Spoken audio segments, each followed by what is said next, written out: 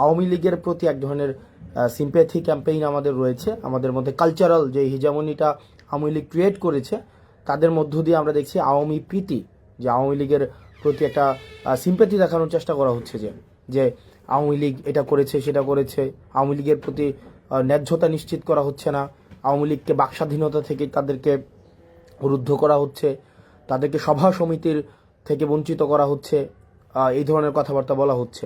আপনারা যে যে জায়গা থেকে যুক্ত হচ্ছেন আপনাদের সবাইকে সালাম জানাচ্ছি, আসসালামু আলাইকুম।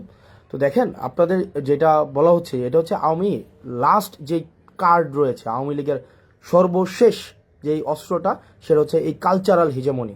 এই যে আওয়ামী লীগের কিছু দেখবেন ওই যে ধানমন্ডি কেন্দ্রিক, তারপরে হচ্ছে আপনাদের এফডিসি কেন্দ্রিক কিছু ইস্যু ছিল, যে আওয়ামী লীগ সেগুলোকে নিয়ন্ত্রণ করে, কালচারাল জায়গাটাকে নিয়ন্ত্রণ করে সেখানে আওয়ামীফিকেশন করা হয়েছে। এই আওয়ামীফিকেশন করার পরে আওয়ামী লীগের লাস্ট যে ট্রাম্প কার্ড সেটা হচ্ছে এই কালচারাল হিজামনি দিয়ে চেষ্টা করছে। আপনাদেরকে একটা জায়গায় স্পষ্ট করতে চাই, আওয়ামী লীগ কোনো রাজনৈতিক দল না। আওয়ামী লীগের যেই ইন্টারপ্রিটেশনটা যেটা হয়েছে, আওয়ামী লীগ কোনো রাজনৈতিক দল না, আওয়ামী লীগ হচ্ছে একটা ফেসিবাদী শক্তি। এই ফেসিবাদী শক্তির একটা হচ্ছে ফেসিবাদী সংগঠন রয়েছে, তাদের যে ভিত্তিটা সেই ভিত্তিটা হচ্ছে এটা মিথ্যার উপরে প্রতিষ্ঠিত, এবং তাদের যেই হচ্ছে ব্যাকগ্রাউন্ড, তাদের যেই প্রচারণা এটা হচ্ছে মিথ্যা, তাদের ম্যানিফেস্টো হচ্ছে মিথ্যা এবং প্রপাগান্ডা। তাহলে আওয়ামী লীগ যে বিষয়টা সেটা হচ্ছে আওয়ামী লীগ কোনো রাজনৈতিক দল না, আওয়ামী লীগ হচ্ছে একটা ফেসিবাদী সংগঠন যাদের মূল জায়গাটা সেটা হচ্ছে মিথ্যা এবং প্রপাগান্ডা। এই মিথ্যা এবং প্রপাগান্ডার উপরে তাদেরকে সাপোর্ট দেওয়ার মতো একটা অভিজাততন্ত্র রয়েছে, একটা অভিজাততন্ত্র বা অলিগার্ক শ্রেণী। এই অলিগার্ক শ্রেণীটাই হচ্ছে আওয়ামী লীগকে কিন্তু এতদিন পৃষ্ঠপোষকতা দিয়েছে, এবং এই অলিগার্ক শ্রেণীর সাথে আওয়ামী লীগের একটা রিসিপ্রোক্যাল সম্পর্ক ছিল, যে আওয়ামী লীগ তাদেরকে ফেসিলিটেট করেছে। আপনি 10-12টা কোম্পানি, 10-12টা গোষ্ঠী তাদেরকে ফেসিলিটেট করেছে, এবং আওয়ামী লীগকে তারা ফেসিলিটেট করেছে। এবং দিন শেষে যেটা হয়েছে, আওয়ামী লীগ একটা জনবিবর্জিত একটা দলে সেখানে পরিণত হয়েছে। নচেত 5ই আগস্টে যে ঘটনা ঘটেছে আপনারা দেখেছেন, যে আওয়ামী লীগের বলেছে যে এশিয়া মহাদেশের সর্ববৃহৎ সংগঠন, আওয়ামী লীগের সাথে আরও সম্পৃক্ত যে সংগঠনগুলো রয়েছে, তা সত্ত্বেও কিন্তু একটা মানুষকেও রাস্তায় পাওয়া যায়নি যে আওয়ামী লীগকে ডিফেন্ড করার মতো, একজনকেও পাওয়া যায়নি। তো আওয়ামী লীগের সাথে বেসিক্যালি যে সম্পর্কটা ছিল সেটা হচ্ছে স্বার্থের সম্পর্ক। এখন এই ফেসিবাদ পরবর্তী সময়ে আওয়ামী লীগ তো এই দীর্ঘ 1.5 দশকেরও বেশি সময় ধরে আপনার ন্যূনতম যে আপনার যেটাকে বলি যেই মৌলিক অধিকার ছিল, নাগরিক অধিকার ছিল, এই নাগরিক অধিকার পর্যন্ত কিন্তু আওয়ামী লীগ আপনাকে দেয়নি।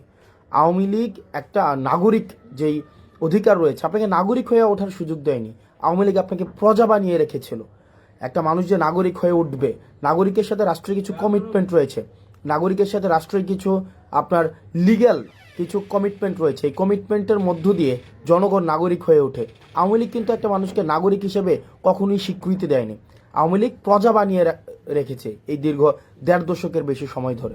এখন আজকে এই 1.5 দশকের বেশি সময়ের পরে আমরা যেটা হচ্ছে যে আওয়ামী লীগের সাথে আমাদের সম্পর্কটা কেমন হবে। আওয়ামী লীগের সাথে আমাদের সম্পর্কটা দেখেন, আমরা এই বিষয়টা খুবই স্পষ্ট যে আমরা পোস্ট আওয়ামী সিচুয়েশন এখন রয়েছে। আওয়ামী লীগ বর্তমান বাংলাদেশও অপ্রাসঙ্গিক। আওয়ামী লীগ বর্তমান বাংলাদেশে যদি প্রাসঙ্গিক থাকতোই তাহলে 5ই আগস্ট হতো না। আপনি দেখেন যে ধানমন্ডি 32 আওয়ামী লীগের কিবলা বলা হয়, আওয়ামী লীগের তীর্থস্থান বলা হয়। এই যে আওয়ামী লীগের তীর্থস্থানকে মানুষ স্বপ্রণোদিতভাবে আপনাদের ভেঙে ঘুরিয়ে দিয়েছে। আপনি পেয়েছেন আওয়ামী লীগের কাউকে যে এটাকে আটকানোর জন্য? কাউকে পান নাই, একজনকেও পান নাই। এখন দেখেন আওয়ামী লীগের যে মিডিয়া সন্ত্রাস রয়েছে, বট বাহিনী রয়েছে, আওয়ামী লীগ যে আপনার 260 বিলিয়নের বেশি টাকা বিদেশে পাচার করেছে, সেগুলোর অর্থায়নে এখনো পর্যন্ত কিন্তু এই রাষ্ট্রের এগেনস্টে ষড়যন্ত্র অব্যাহত রয়েছে। আপনার আমার জায়গা থেকে আমাদের একটি বিষয় খুবই স্পষ্ট করতে হবে, আমরা 2টা দলে আমাদেরকে ভাগ করে নিতে হবে। এক হচ্ছে নির্যাতক এবং নিপীড়ক, একটা হচ্ছে নির্যাতিত এবং নিপীড়ক, এই 2 দলে ভাগ। একটা হচ্ছে নির্যাতক এবং হচ্ছে নিপীড়িত, 2টা শ্রেণীতে ভাগ। আমরা ছিলাম নির্যাতিত, নিপীড়িত, আর আওয়ামী লীগ হচ্ছে কি নির্যাতক এবং নিপীড়ক। এবার আসেন এই নির্যাতক এবং নিপীড়কের এই একটা ক্লাসে কে পড়তেছে, একটা ক্লাসে আওয়ামী লীগ পড়তেছে। আর নির্যাতিত এবং নিপীড়িতর ক্লাসে কে পড়তেছে? নির্যাতিত এবং নিপীড়িত যারা যারা ছিল এই দীর্ঘ 1.5 দশকের বেশি সময় ধরে, তাদের মধ্যে দেখবেন বিএনপি ছিল, বাংলাদেশ জামাতে ইসলামী ছিল, এবং অন্যান্য ফেসিবাদ বিরোধী যে রাজনৈতিক যে দলগুলো তারা ছিল, তারা সবাই হচ্ছে নির্যাতিত এবং নিপীড়িত। অন্যদিকে নির্যাতকের ভূমিকায় কে ছিল? নির্যাতকের ভূমিকায় আওয়ামী লীগ ছিল। সুতরাং সেই জায়গা থেকে এখনো পর্যন্ত আমাদের যে লড়াইটা, পোস্ট আওয়ামী লীগ পরবর্তীতে আমাদের যে লড়াইটা, এই লড়াইটা কিন্তু বিএনপির সাথে আমার লড়াই না, বাংলাদেশ জামাত ইসলামের সাথে আমার লড়াই না, বরং আমাদের এখানে ক্লাসিফিকেশনটা খুবই স্পষ্ট। সেটা হচ্ছে যে নির্যাতকের বিরুদ্ধে আমাদের নির্যাতিতদের লড়াই। অর্থাৎ এই যে দীর্ঘ 1.5 দশকের বেশি সময় ধরে যারা নির্যাতিত হয়েছে, তারা একত্রিতভাবে আওয়ামী লীগের বিরুদ্ধে তাদের লড়াইটা অব্যাহত রাখবে। এবং 5ই আগস্ট পরবর্তী যে বাংলাদেশে রয়েছে, এই বাংলাদেশে এই নির্যাতিত শ্রেণীটা বা যেই মজলুম শ্রেণীটা, তাদের মধ্যে মতপার্থক্য থাকতে পারে, তাদের মধ্যে পলিসি ডিসকাশন হবে, তাদের মধ্যে টেবিল টক হবে, তাদের মধ্যে বিভিন্ন বিষয়ে ডিসএগ্রিমেন্ট হবে, তাদের মধ্যে এই জিনিসগুলো অব্যাহত থাকবে। কিন্তু নিপীড়ক এবং নির্যাতকের ভূমিকায় যে আওয়ামী লীগ ছিল, এই আওয়ামী লীগ 5ই আগস্ট পরবর্তী বাংলাদেশে কোনো অর্থেই প্রাসঙ্গিক নয়। এখন আসেন আওয়ামী লীগ। আপনি একটা জিনিস দেখবেন, এই যে দীর্ঘ 1.5 দশকে আওয়ামী লীগ যে নির্যাতন নিপীড়ন করেছে, আপনি দেখুন তো, আপনি খুব পাশের একজন ছাত্রলীগের একটা ছেলে বা আওয়ামী লীগের একটা ছেলের সাথে কথা বলে দেখেন, তাদের মধ্যে ন্যূনতম আপনার সরি ফিলিংস নাই, অ্যাকনোলেজমেন্ট নাই, তাদের মধ্যে কোনো ধরনের, আপনি অপরাধ যদি ক্ষমা করতে হয়, আগে আপনাকে স্বীকার করতে হবে এটা একটা অপরাধ ছিল, একটা ক্রাইম ছিল, আমি এই ক্রাইমটা করেছি, এই স্বীকৃতিটা অন্তত আপনাকে দিতে হবে। আপনি দেখেন Awami League as a party, fine, Awami League as a party হিসেবে তাদের মধ্যে এই ফিলিংসটা নাই, বা আওয়ামী লীগের যারা নেতাকর্মী রয়েছে তাদের মধ্যেও কিন্তু এই ফিলিংসটা নেই, একটা মানুষের মধ্যেও কিন্তু এই ফিলিংসটা নাই।